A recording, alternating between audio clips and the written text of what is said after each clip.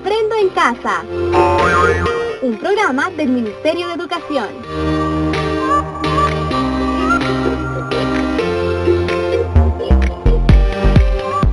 Bienvenidos a Aprendo en Casa. Yo ya estoy listo para aprender, espero que ustedes también. Y no te olvides de ingresar a nuestro portal de internet para reforzar todo lo aprendido dentro del programa.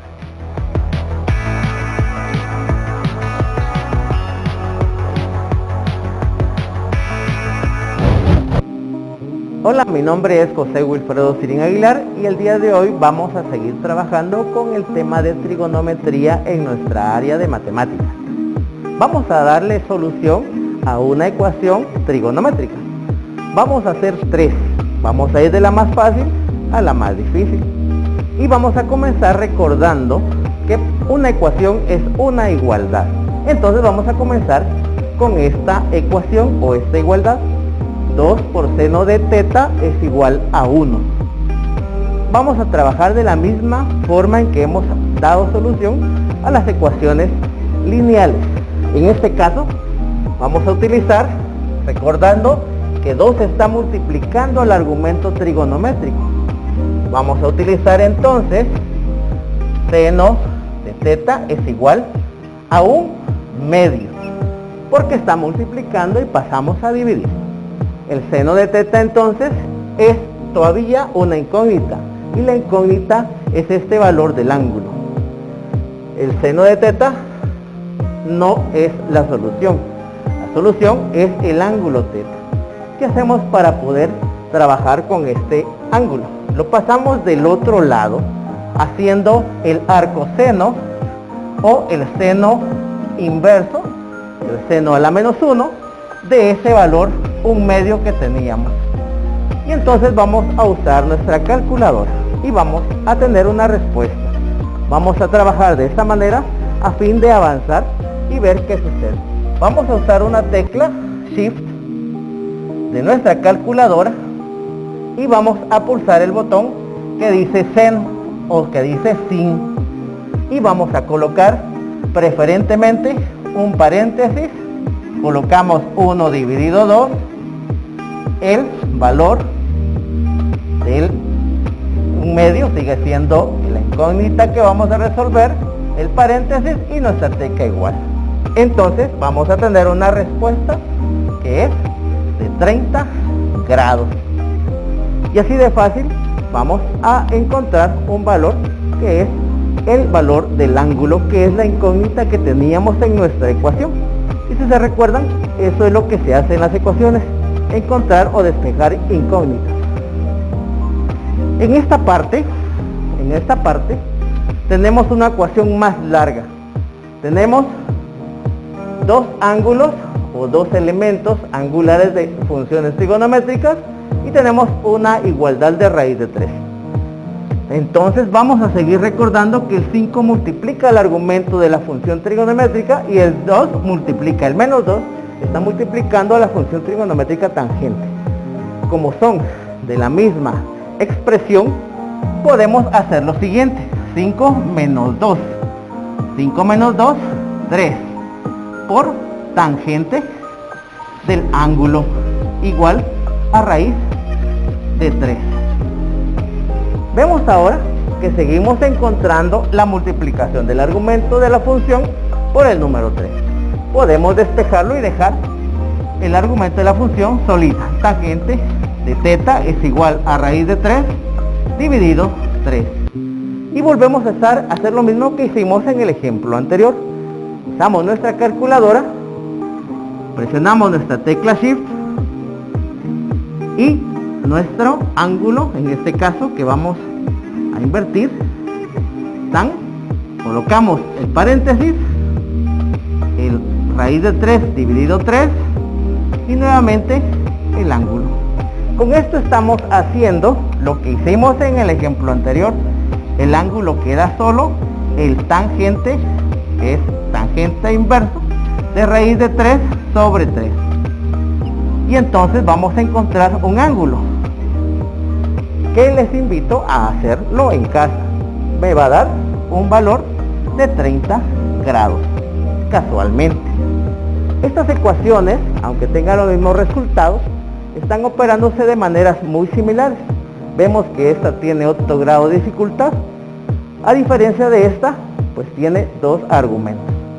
Veamos en esta que tenemos acá, tenemos una función trigonométrica pero elevada al cuadrado. Eso significa que nosotros podemos seguir expresando el ángulo, en este caso que se llama X, de la misma manera en que lo encontramos. Pero ahora resultará que tenemos que considerar una valiosa ayuda que está denominada como función trigonométrica. En este caso es una identidad. Esta identidad, que es demostrable también, dice que el seno cuadrado de teta más coseno cuadrado de teta es igual a 1. ¿Y para qué me sirve esto? Pues si despejamos una de las dos partes del argumento de la ecuación, puedo sustituirla acá, porque aquí tengo un argumento que es seno y tengo otro que es coseno. Si coloco seno en vez de coseno, pues me puede quedar todo en términos de coseno, o puedo despejar coseno y que me quede todo en términos de seno. Puedo hacerlo al revés. Vamos a utilizar este cambio de seno de X. Si despejamos de esta identidad de esta ecuación, me va a quedar que seno cuadrado de X, o seno cuadrado del ángulo, es 1 menos coseno cuadrado de X. Y luego solo copio la otra parte, que sería menos 2 coseno cuadrado de X. Y esto es igual, vuelve a ser igual a 1. Lo vuelvo a copiar acá. Ahora vemos que tenemos los mismos argumentos y podemos trabajarlos como los trabajamos en los ejemplos anteriores. Por lo tanto, vamos a seguir resolviendo la ecuación y vamos a solventar esto como lo sabemos hacer. Aquí hay un 1, un menos 1 y un menos 2 me hacen un menos 3 coseno cuadrado de X, y esto sigue siendo igual a 1. Por lo tanto, yo puedo despejar este argumento como en las ecuaciones ordinarias. Digo menos 3 coseno cuadrado de X es igual a 1. Este está sumando, va a restar la otra parte de la ecuación. Esto es un 0. Voy a regresar y voy a copiar 3 coseno cuadrado de X es igual a 0. Este menos 3 que está multiplicando el argumento coseno cuadrado de X, lo puedo trasladar al otro lado de la ecuación, como sabemos hacerlo. Entonces coseno cuadrado de X es igual a 0 dividido menos 3. Hasta el momento es lo que sabemos hacer. Voy a seguir trabajando con esta ecuación y ahora lo que voy a hacer es quitar ese cuadrado que tengo. Recuerdo que coseno cuadrado de X es una parte de la igualdad y 0 dividido cualquier número me da 0. Coseno cuadrado de X es igual a 0. Por tanto, ahora puedo hacer lo mismo que hacía con las ecuaciones que eran cuadráticas o que eran cuadradas. Yo recordaré que coseno cuadrado de X es igual a decir coseno de X todo esto al cuadrado, y esto es igual a 0. Si le saco raíz cuadrada a esta parte de la ecuación, también le saco raíz cuadrada a la parte de 0, y eso me va a dar 0. Por lo tanto, coseno de X es igual a 0. Y la incógnita sigue siendo X. Por lo tanto, X la puedo seguir trabajando como coseno a la menos 1 de 0. Y ese coseno a la menos 1 de 0 es 90 grados. Háganlo en casa, yo les recomiendo sacar el coseno inverso de 0. Eso me da un valor igual a 90 grados. Para las tres ecuaciones, yo coloco este ángulo acá, seno cuadrado de 90 menos 2 coseno cuadrado de 90 grados, me va a dar 1.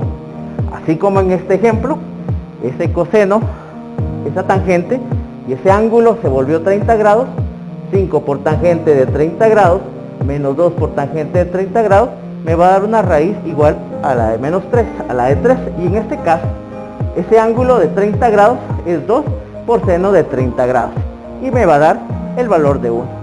Entonces los valores o las ecuaciones se pueden resolver de estas maneras sencillas. Yo les invito a que ustedes puedan hacer estos ejercicios en casa, puedan hacerlos en algunas hojas, en algunos cuadernos y adjuntarlos a su portafolio personal. Agradezco que ustedes estén atentos y para mí ha sido un gusto. Yo les recomiendo lavarse las manos con agua y jabón y siempre utilizar las normas de higiene. Juntos saldremos adelante. ¿Sabías que los poemas de Humberto Acabal fueron escritos en idioma quiché y traducidos al francés, inglés, alemán e italiano? Atrévete a ser el autor de tu vida. Es así como damos inicio al segmento de comunicación y lenguaje. Es por eso que hoy nos acompaña Mara Elisa Aguayo. Mara Elisa, un placer tenerla por acá. ¿Sobre qué vamos a platicar hoy? Pues algo sobre lo que dijiste al inicio con esa frase. Vamos a hablar sobre el autor. Perfecto. ¿Y cómo podríamos empezar a desglosar? Bueno, para empezar, ¿quiénes son autores? ¿Por qué son autores? ¿Qué características tiene un autor? Y algunos que tal vez están en casa dirán, bueno, ¿será que yo puedo ser un autor? ¿Yo puedo escribir en un periódico o hacer un libro, escribir un cuento? Y sí, todos tenemos la capacidad, pero hay ciertas características que tienen los autores.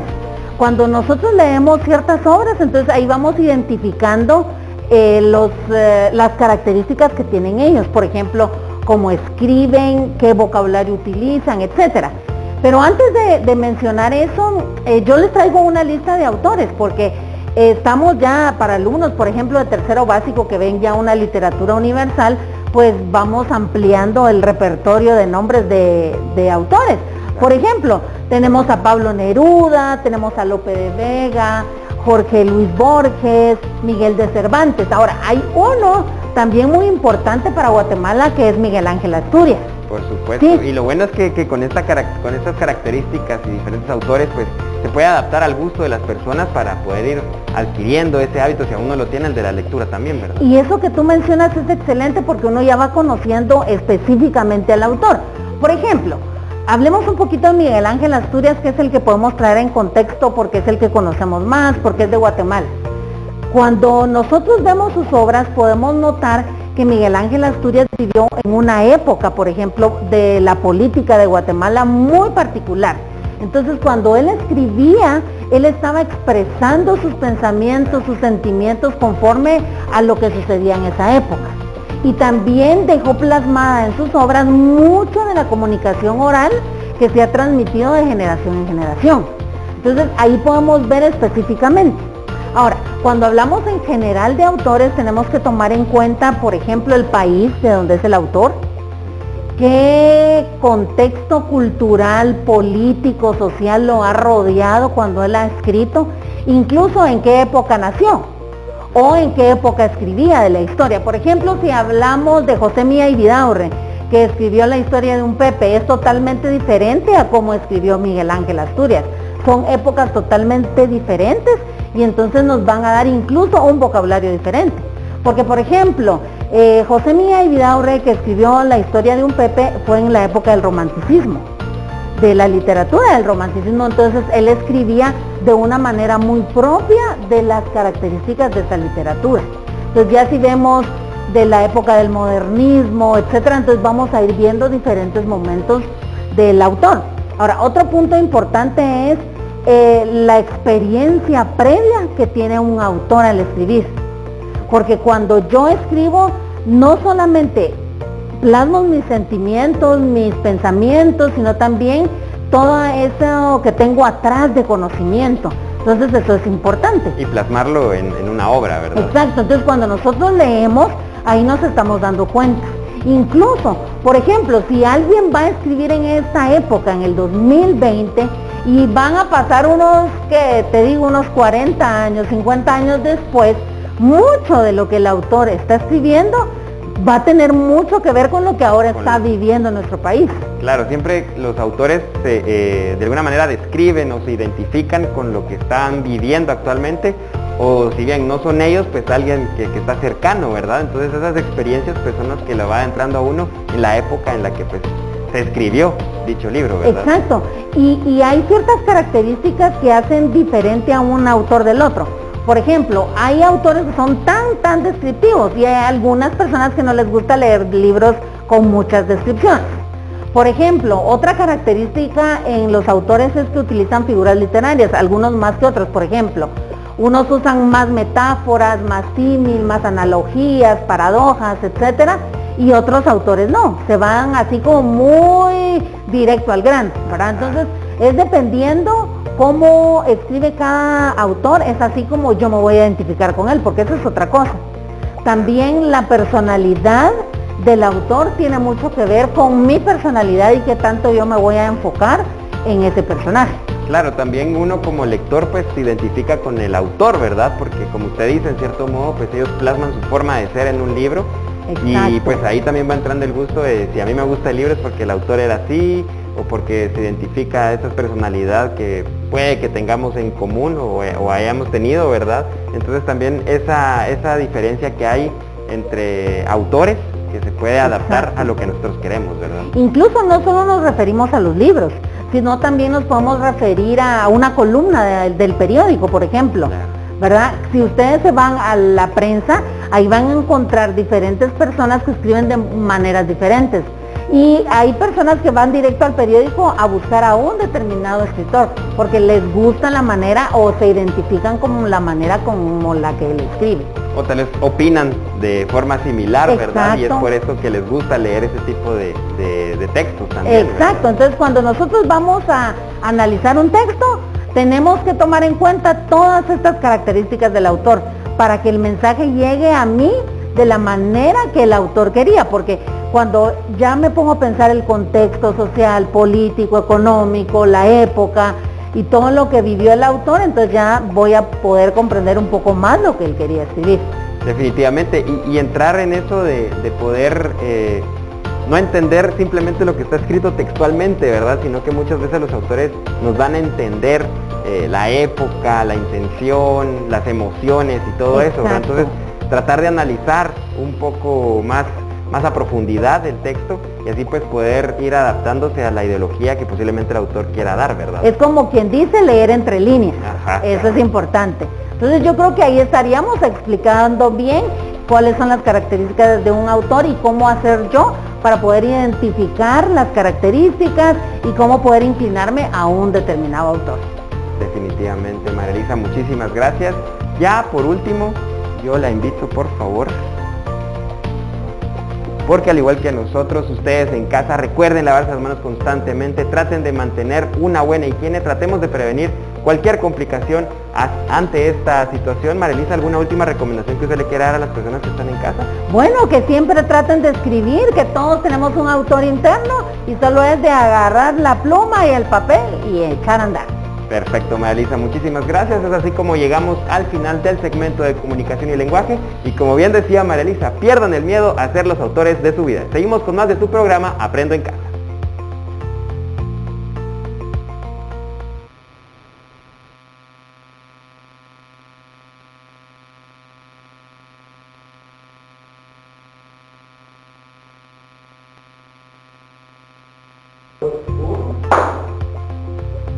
La literatura siempre llena tus expectativas, solo debes encontrar cuál es la tuya. Damos la bienvenida al segmento de comunicación y lenguaje, es por eso que hoy nos acompaña Elizabeth Arriaga. Elizabeth, un placer tenerla por acá. ¿Cuál es el tema de hoy? Gracias. Hoy vamos a ver lo que es la literatura juvenil. Como muchos jóvenes son llamados la atención de diferentes maneras para pasar su tiempo, para pasatiempos, como la lectura, los deportes, salir, etcétera. Hoy vamos a ver lo que es la literatura juvenil. La literatura juvenil es un instrumento que a los adolescentes, dentro de 11 años a 17 años, van a empezar a hacer su hábito de lectura. ¿Esto cómo lo vamos a tomar en cuenta? ¿Con qué libros son los juveniles? Los libros juveniles son aquellos que a los adolescentes va a llamar su atención, como cuáles. Hay muchos temas como de amor, fantasía, drama, suspensos, pero ¿sabes algo importante de la literatura juvenil? La literatura juvenil también lo pueden leer los adultos, no solo los jóvenes. Como hay ventajas y desventajas de la literatura juvenil. Una de las ventajas es de que los jóvenes van a mejorar su hábito de lectura, pero una desventaja es de que la literatura juvenil a veces nos cambia el léxico o cambia nuestra manera de pensar. También es mejor que los jóvenes inicien su hábito de la lectura, porque así ellos van a mejorar su crítico pensamiento, van a dar mejores respuestas y todo. Entre los ejemplos de la literatura juvenil tenemos Bajo la misma estrella, que es una literatura de amor. Bastante romántica. Tenemos la saga de Harry Potter, magia, fantasía, y también podemos comentar que se habla de amor. Y una saga muy importante que es la saga de Crepúsculo, que es mucha fantasía porque habla de los vampiros y también de amor. También se puede comentar de que en la literatura hay libros que los convierten en películas, tales como Mi primer beso, que todos hemos leído el libro, y esta película se basa en el stand de los besos, que es una película de amor. Perfecto, sí, y tomar en cuenta que, como usted dice, estas películas pues son basadas en libros, ¿verdad? Pero muchas veces no es lo mismo leer el libro que ver la película, ¿verdad? Muchas veces hay variaciones e incluso pues creo que nos deja algo más a nuestra vida el leer el libro o leer la obra que el simplemente ver la película, ¿verdad? Y lo bonito es que, por ejemplo, estas obras que son parte de la literatura juvenil, pues llama la atención de muchos jóvenes, ¿verdad? Y pues si en algún momento no tienen ese hábito de la lectura, pues tratar de empezar a tener el hábito y a encontrarle el gusto a la lectura, que es bastante agradable el poder informarse uno sobre muchas cosas, ir ampliando el léxico, mejorando nuestro vocabulario, y que mejor que hacerlo con obras que nos llamen la atención a nosotros como jóvenes, ¿verdad? Sí, es importante tomar en cuenta la lectura, pero no seguir lo que dice la película. O sea, yo puedo ver Harry Potter, pero no por eso más creer hechicero, claro, o creer en una historia de amor, siempre y cuando la adolescencia se toma de los 11 a los 17 años, pero eso no quita de que un adulto pueda leer un libro de juvenil, porque trae más de alguna moraleja, palabras nuevas, como te comentaba, mejora el pensamiento crítico y también el léxico. Sí, pues no se limita a que solo se pueda leer, como usted dice, de los 11 a los 17 años, ¿verdad? Incluso pues si hay personas en casa que nos están viendo y tienen más de esta edad, pues de igual manera pueden leer cualquier tipo de obra juvenil, ¿verdad? Que, como usted dice, puede ayudarnos en muchos aspectos de nuestras vidas, pero tampoco identificarnos directamente con el papel de los personajes también. Exacto. ¿Verdad? Es un mal ejemplo de que los jóvenes puedan leer algo y creerse lo que está haciendo o tomar las mismas normas o el mismo comportamiento de la película. Tampoco significa que los adolescentes tengan que leer solo literatura juvenil. Los adolescentes pueden leer cualquier literatura, desde la Odisea, el poema del Mío Cid, el Quijote, siempre y cuando lo tomen de la manera adecuada. Definitivamente, y tener ese objetivo principal del por qué estoy leyendo este libro, ¿verdad? Porque me gusta, porque lo necesito, porque tengo que informarme, porque tengo que ampliar mi vocabulario, muchos aspectos que podemos tomar en cuenta para poder iniciar el hábito de la lectura también. Y lo que es importante es que durante esta cuarentena podemos mejorar nuestro hábito lector con una literatura juvenil. Definitivamente, y poder compartir también en familia, aprovechando que están todos juntos, ¿verdad? Identificar alguna obra literaria, ya sea juvenil, ¿verdad? Para que pues todos puedan estar en la misma sintonía, o alguna obra literaria que les guste a todos y poder compartirla en familia en esta cuarentena. O también hacer las comparaciones de lo del libro y lo que dice la película. Porque cambia mucho la lectura de un libro a ver la película, uno se decepciona de que no es lo que dice el libro o a veces cambia. Entonces para eso sí sería mejor mejorar el hábito de la lectura para conocer más. Actividades para hacer hay en familia, ¿verdad? Ya quedan ustedes en casa que lo pongan en práctica, lo puedan hacer, y así pues ir adquiriendo esa información necesaria que tenemos que saber sobre la literatura también. Exacto. Perfecto, Elizabeth, muchísimas gracias por su tiempo. Ya para finalizar, yo le invito, por favor, porque recordemos mantener una buena higiene. Ustedes en casa traten de ser lo más higiénicos posible. Ya para finalizar, ¿alguna última recomendación que usted le quiera dar a todas las personas que están en casa? Que mejoren su hábito de la lectura, así pueden conocer y en familia comentar lo que han leído. Definitivamente, muchísimas gracias, Elizabeth. Es así como llegamos al final del segmento de comunicación y lenguaje, y ya tienen las actividades para que ustedes lo puedan hacer en familia y seguir aprendiendo. Ya seguimos con más de su programa Aprendo en Casa. Bienvenidos al segmento de expresión artística y artes visuales. Hoy vamos a trabajar con papel para poder trabajar un poco sobre op art. El op art es una expresión artística que en su expresión a nivel, en sus siglas en inglés, directamente vamos a decir que es Optical Art. Por eso se le denomina Op Art. El Op Art tiene la característica de que nos produce efectos visuales a través de la utilización, ya sea de color, papel o cualquier otro elemento que pueda proporcionarnos el volumen, la distancia o la profundidad en un momento determinado. Para este trabajo vamos a necesitar hojas de papel bond en color, goma, borrador, una cuchilla, lápiz, tijera, regla y un cartón que nos va a servir para base para hacer los cortes que debemos de hacer. Lo que haremos a continuación será lo siguiente. Utilizando una hoja de papel, vamos a utilizar la hoja para poder que nos sirva como base del diseño que vamos a realizar. Vamos a comenzar haciendo un margen de 1 centímetro alrededor de nuestra hoja, logrando que se haga un margen de 1 centímetro. Posteriormente vamos a buscar el centro del margen que hicimos.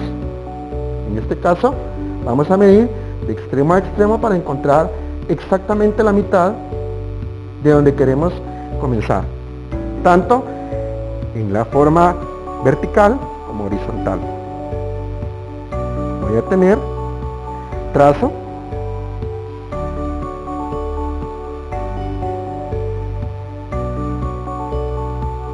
y voy a buscar los centros también, como dije, en forma horizontal.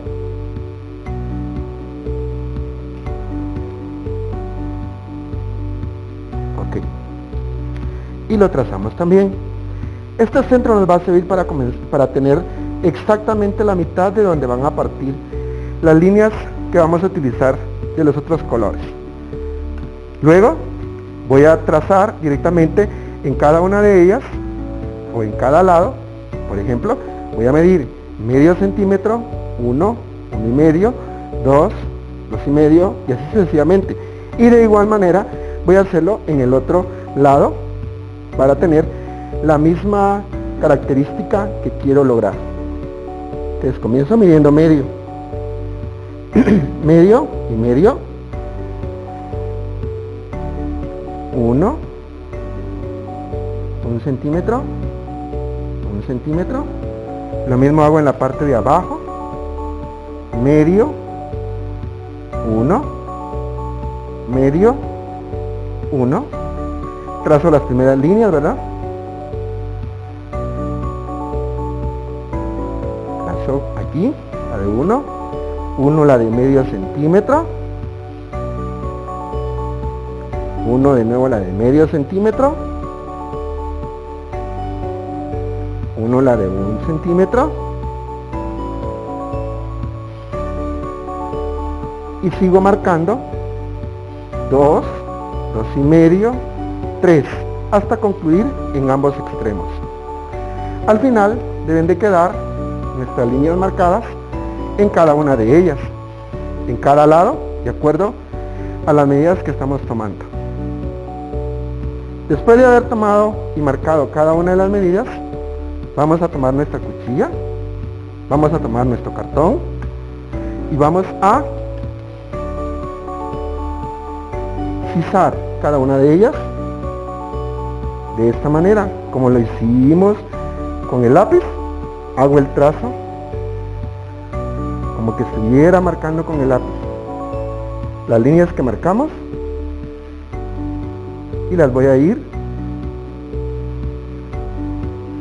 para que se separen del papel sin pasarse del margen. El margen me queda aquí, yo voy a trazar con mi cuchilla de tal manera que esto va a permitir que cortemos cada una de ellas. Me va a quedar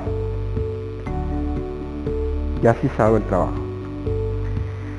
Luego de ello vamos a dejar esto por un momento acá y vamos a agarrar nuestros papeles bond en los colores que hayamos elegido. O puedes utilizar cualquier otro tipo de papel que puedas utilizar en colores. Inclusive, si quieres utilizas revistas que te pueden servir también. Bueno, vamos a cortar, de acuerdo a los colores que elijamos y en el orden que los querramos, vamos a cortar tiras de papel con las siguientes medidas, con las mismas medidas que utilizamos acá. Aquí comenzamos con medio, una tira de medio, dos tiras de medio, perdón, dos tiras de 1 centímetro, dos tiras de 1,5, dos tiras de 2, dos tiras de 2,5 y dos tiras de 3 en distinto color, ¿verdad? Cada una de ellas específicamente debe quedar cortada perfectamente para poder tener cada uno de los colores. Recuerda, son 2 por cada uno de los colores. Cuando hayas terminado, vamos a regresar a nuestro trabajo o nuestra base ya cortada. Y vamos a comenzar buscando la parte central. Voy a introducir la tira de 1/2 de esta manera. Una arriba, una abajo, una arriba, una abajo, una arriba, una abajo, una arriba, una abajo, arriba, abajo, como que estuviéramos tejiendo, ¿verdad? Como que estuviéramos introduciendo un hilo para ir haciendo nuestro petateado aquí. Esta sería nuestra primera tira. La siguiente tira va a ir invertida. Si aquí dejaste arriba, esta va a quedar debajo. O sea, vamos a iniciar debajo, arriba, abajo, arriba, abajo, arriba, y así sucesivamente hasta llegar al otro extremo. ¿Sí? Vamos a concluir con esta al final, cuando ya tengamos directamente cada una de ellas metidas. Así vamos a continuar hasta el final. Lo mismo, juntamos esta con la primera que teníamos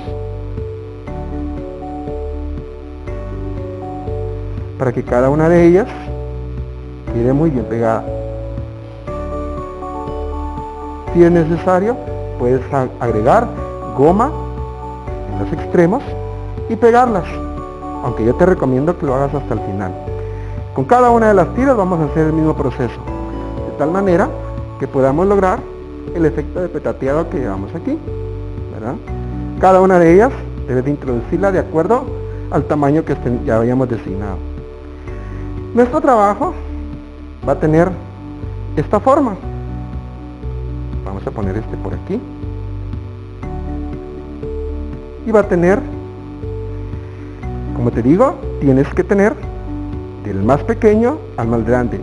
Puedes hacerlo inverso, pero depende del efecto que tú quieras darle. De acuerdo a ello, tendríamos ahí. Y lo mismo tendríamos que hacer de abajo, hacia arriba, para lograr el mismo efecto que tenemos aquí. Cuando hayamos terminado ya de introducir todas las tiras, podemos echarle la goma, como te digo, que va a ser mucho más fácil. Todas las tiras van a quedar completamente pegadas. Por supuesto, nuestro trabajo va a quedar de esta manera. ¿Sí? ¿Okay? Este sería nuestro trabajo ya finalizado. Como logras ver, aquí hay un efecto visual de profundidad, ¿verdad? Que es lo que se trata de lograr con este tipo de esta técnica, que en un momento determinado me permite lograr el efecto de profundidad en mi trabajo, ¿verdad?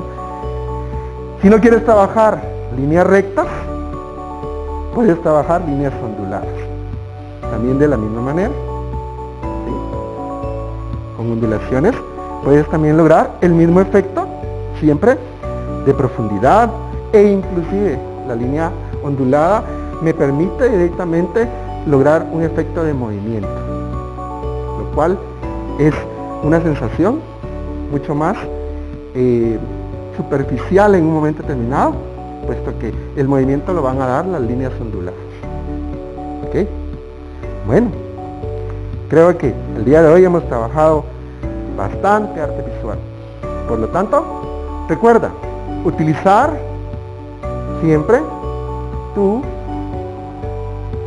alcohol en gel para limpiar tus manos, y sabes que juntos saldremos adelante.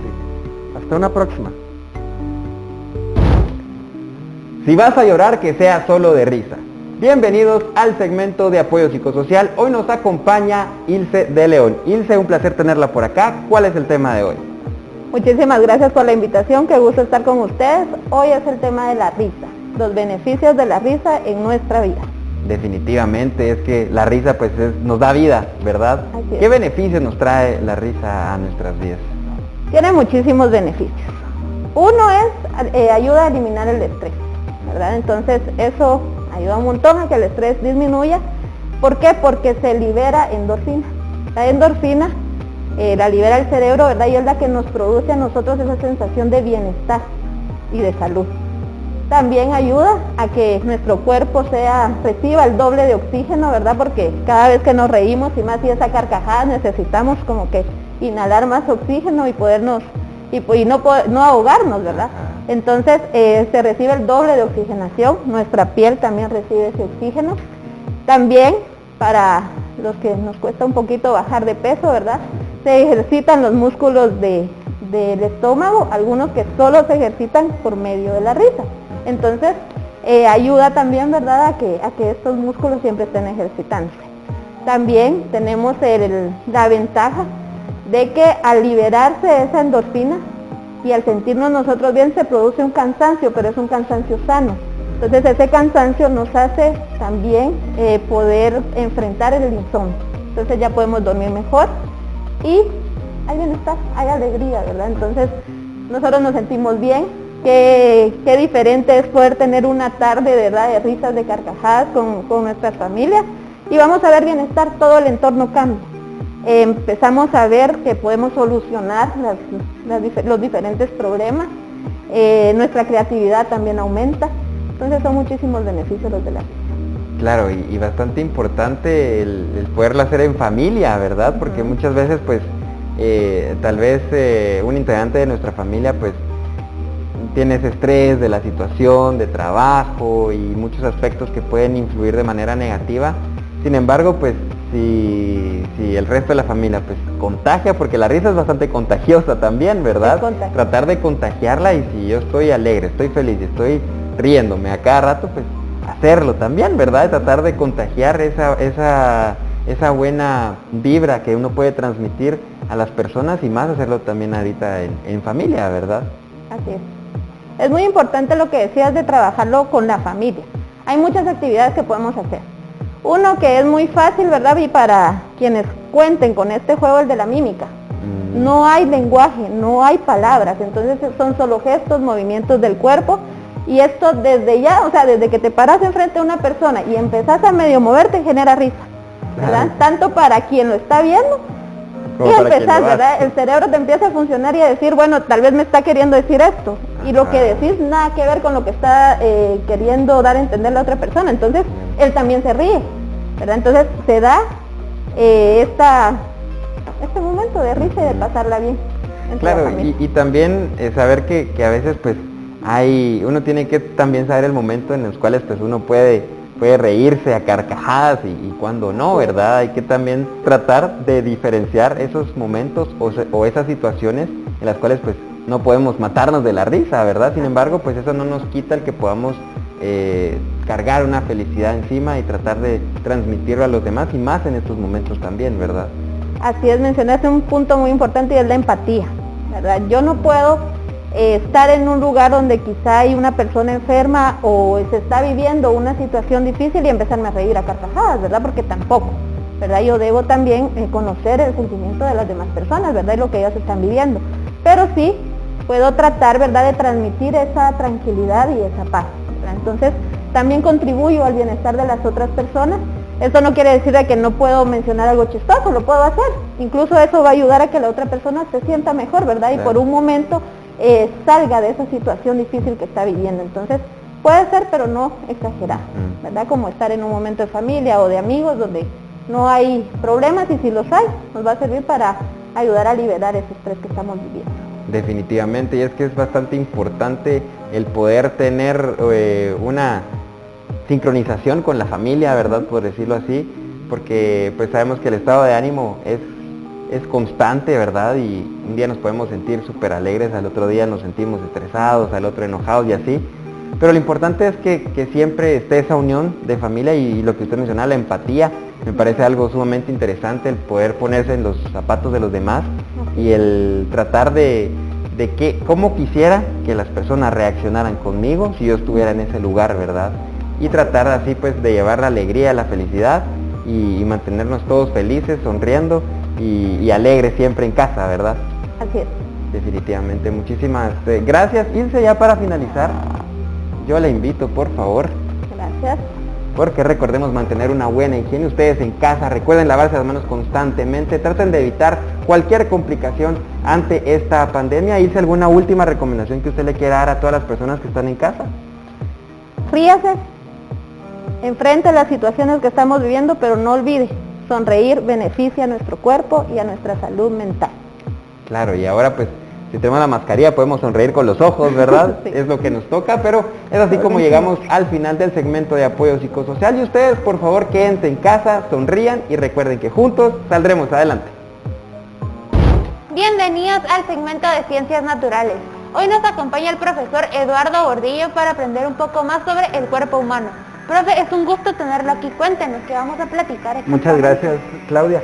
Pues déjeme contarle de que muchas veces vemos temas, por ejemplo, a veces escuchamos en matemática que existe un tema que se llama función y relación. Ajá. Pero en ciencias naturales también existe ese tema, que es función y relación. ¿Qué es función? ¿Qué es relación? Hablemoslo así. La función en el cuerpo humano es tan importante como la función de una nutrición. ¿Sí? Sí. Entonces, al hablar de la función y la relación, estamos hablando que hay tres factores que intervienen. Y estos factores son muy importantes, que son los sentidos, estamos hablando el sistema nervioso y el sistema locomotor, ¿verdad? Sí. Entonces, en este caso, por ejemplo, imaginémonos que vamos caminando en una montaña y se desprende un pedazo de tierra. ¿Cómo actuaríamos? ¿Qué haríamos?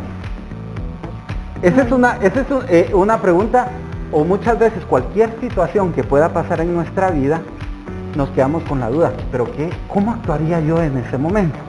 Por ejemplo, Claudia, tú vas caminando y vengo yo y te tiro esto aquí. Lo agarro. ¿Por qué lo agarraste? Por inercia. Por inercia. Pero se activaron dos sentidos ahí, y fue el sentido del tacto y el sentido de la vista. Sí. ¿Qué pasó?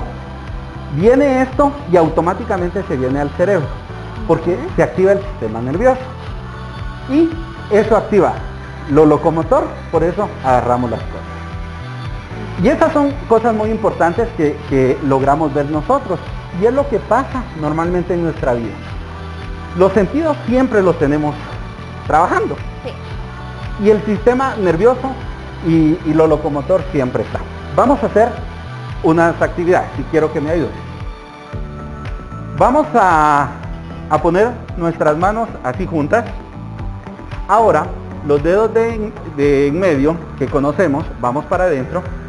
Para adentro. Ajá. Trata de separar los pulgares. Sí puedo. Si puedes, muy bien. Ahora, tratemos de separar los meñiques. Sí puedo. Muy bien. Ahora, los índices. También. Muy bien. Ahora, el anular. No puedo. ¿Por qué no puedes? Porque, no sé, solo se siente como tensado. Tensado. Y déjame contarte por qué. Porque cada uno de nuestros dedos tiene un propio tendón, a excepción del el dedo anular y el dedo en medio, que ese sí comparten tendón. Y entonces por eso es de que nos cuesta. Pero vamos a ver otra actividad. Es una actividad que ustedes desde casa pueden estar sentados, pueden estar parados, pueden hasta poner reto a los propios familiares, primos, papás. Pongámosles retos, hagamos retos en casa. Entonces, vamos con el otro. El otro te voy a invitar a que puedas mover tu pie. Ahora, tu brazo en lo contrario de cómo estás moviendo tu pie. Pues si lo estoy moviendo para acá, tiene que ser al revés. No puedo. No puedes. Pero, ¿por qué no puedo? ¿Por qué no puedes? Esa es una muy buena pregunta y es lo que nos preguntamos a veces, ¿por qué no? Porque nuestro sistema y nuestro cerebro trabajan una coordinación. Entonces, cuando le estamos emanando una idea que no es, una acción que no es, automáticamente nos va a topar, digamos, ahí y ya no vamos a saber qué hacer. Y te tengo un último reto. Estoy lista. Vamos a ver. Trata de unir tu dedo índice con el pulgar.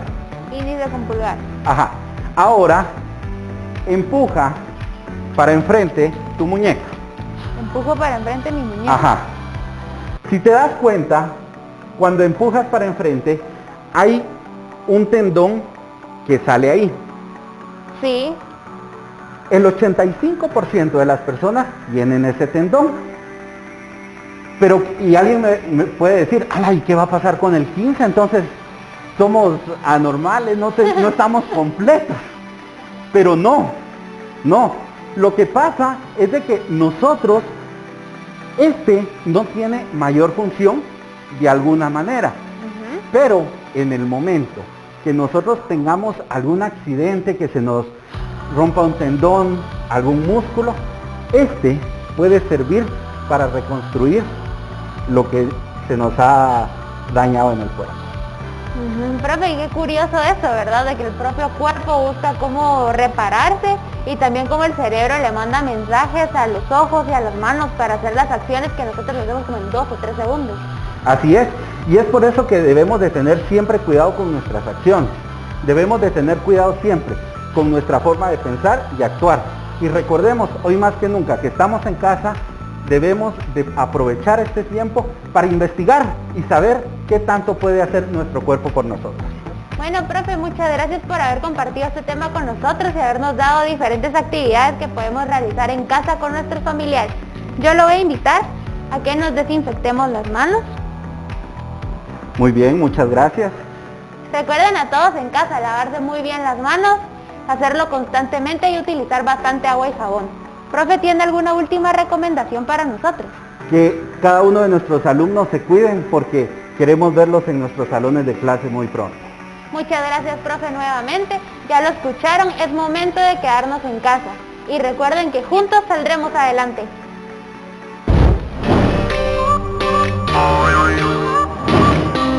Aprendo en casa. Un programa del Ministerio de Educación.